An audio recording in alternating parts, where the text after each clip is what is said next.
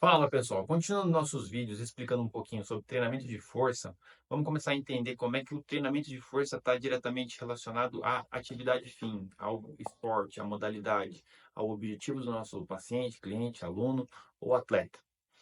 Muitos profissionais que lidam com esse público cometem o erro do quê?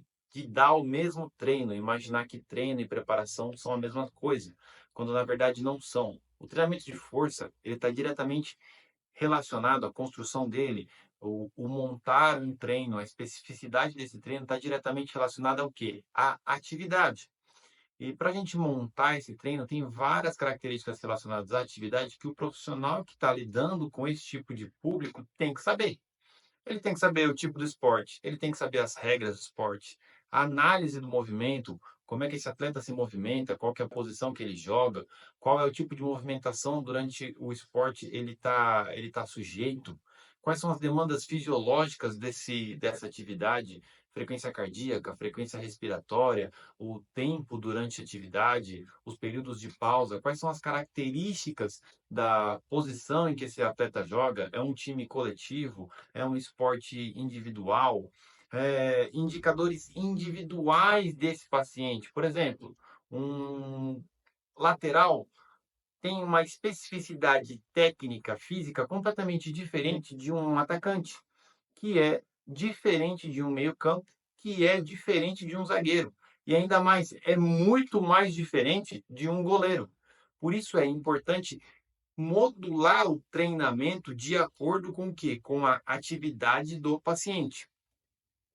Outro erro muito comum, tempo de treinamento. Do mesmo jeito que muita gente vai lá, gasta um tempo absurdo com terapias passivas, com exercícios genéricos e lida ali com um pouquinho de treinamento específico de força mesmo para as características do esporte, está na hora do profissional começar a entender que quando ele devolve esse paciente, quando ele devolve esse aluno, quando ele prepara esse atleta para a atividade fim, ele precisa entregar com um cardiorrespiratório e um músculo esquelético adequado ao que? À atividade física. Não adianta eu dar um treininho de 10 minutos genéricos, assim como também não adianta eu ficar treinando esse atleta por 5 horas. Eu tenho que encontrar um limite onde o quê?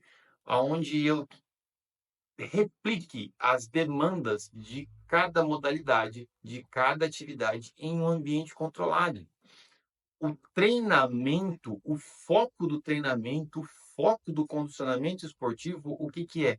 É reduzir a quantidade de lesões, é prevenir que o paciente venha a ter lesões físicas por um gesto inadequado, por um esforço excessivo, por uma movimentação inadequada e uma série de outras características treináveis e moduláveis da qual o treinamento adequado pode o quê? Pode minimizar, pode reduzir.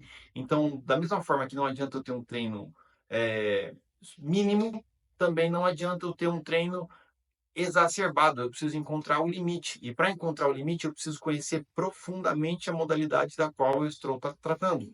Não adianta eu aplicar um treino genérico, não adianta eu entender que um exercício de levantamento terra, por exemplo, que é um exercício positivo, não adianta eu entender que esse exercício é bom para todo mundo, é bom para toda a situação, e que esse treino não pode ser modulado, ele não pode ser modificado, ele não pode ser adaptado ou ajustado de acordo com cada aluno. Assim como as fases do esporte também são importantíssimas para a gente estar trabalhando no nosso treinamento.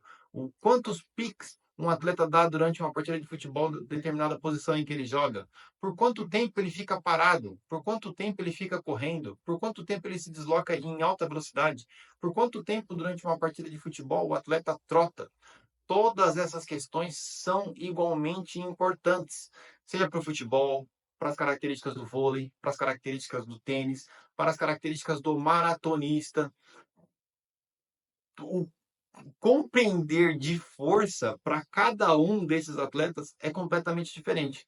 Por isso, se você vai trabalhar com esporte, se você vai demandar tempo em atender clientes, pacientes ou atletas, é importante entender que não basta só ter um leque de exercícios e aplicá-los para todo mundo.